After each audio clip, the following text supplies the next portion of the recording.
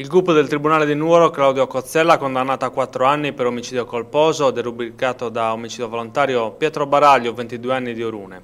Si tratta del giovane che la notte del 21 agosto dello scorso anno investì e uccise il brigadiere dei carabinieri Paolo Corbeddu.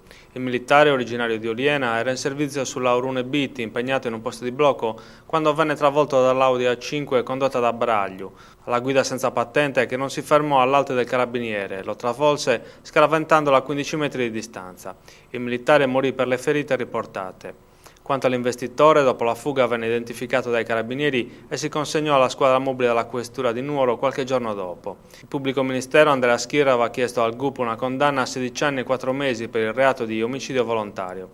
I legali di Baraglio hanno puntato la loro difesa sulla involontarietà dell'accaduto. Il giudice per le udienze preliminari ha accolto le tesi degli avvocati, condannando Baraglio a 4 anni, disponendone la liberazione e prescrivendogli solo l'obbligo di dimora.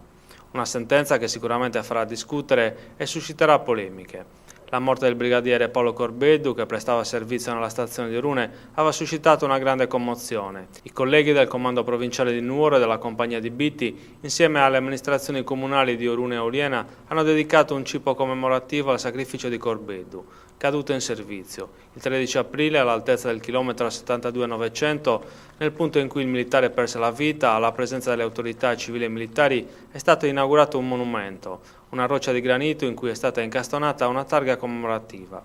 Una cerimonia semplice per ricordare l'estremo sacrificio del brigadiere Paolo Corbeddu.